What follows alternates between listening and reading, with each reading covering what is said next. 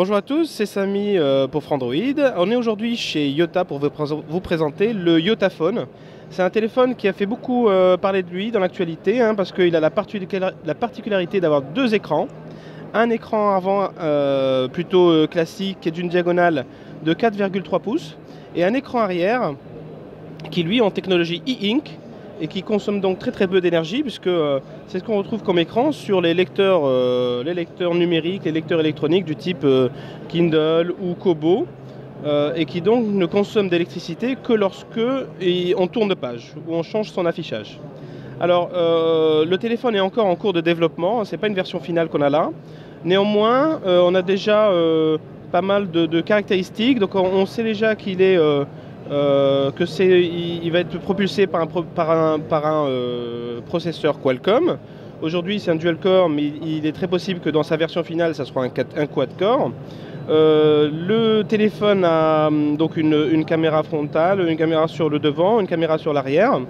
Et voilà, on ne connaît pas encore beaucoup plus sur les caractéristiques. Néanmoins, on peut déjà voir quels sont les usages que ce téléphone va pouvoir effectuer.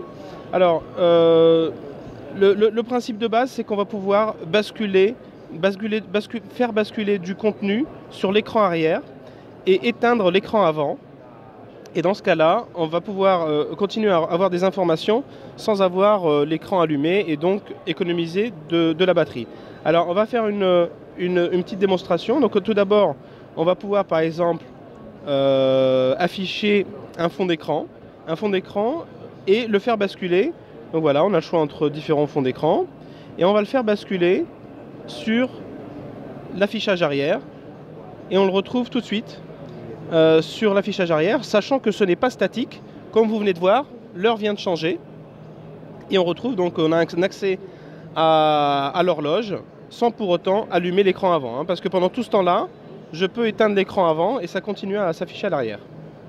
Un autre usage, donc, c'est qu'on peut éventuellement afficher des images. Alors je suis dans ma galerie, voilà, et si par exemple dans ma galerie j'ai tout un tas d'images, si par exemple on a un exemple d'usage qui est très pratique, c'est sur la navigation. Lorsqu'on affiche une carte Google Maps et qu'on cherche son itinéraire, il nous arrive très souvent d'allumer son téléphone pour consulter fréquemment où est-ce qu'on en est. Dans ce cas-là, il nous suffit une fois pour toutes de faire basculer l'affichage de la carte sur l'écran arrière et ça se fait par un simple geste. Vous remarquez que le téléphone n'a pas de bouton. Donc on va swiper comme ça, on va faire un petit mouvement avec deux doigts et on va retrouver la carte à l'arrière du téléphone.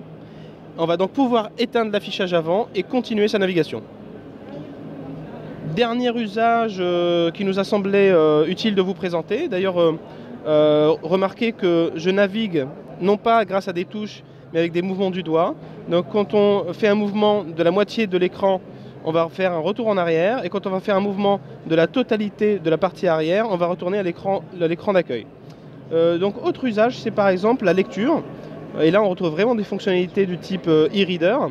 Donc lorsqu'on est en train de lire un livre, il nous suffit de basculer l'affichage sur l'arrière du téléphone pour pouvoir continuer à lire son livre dans les transports ou autres.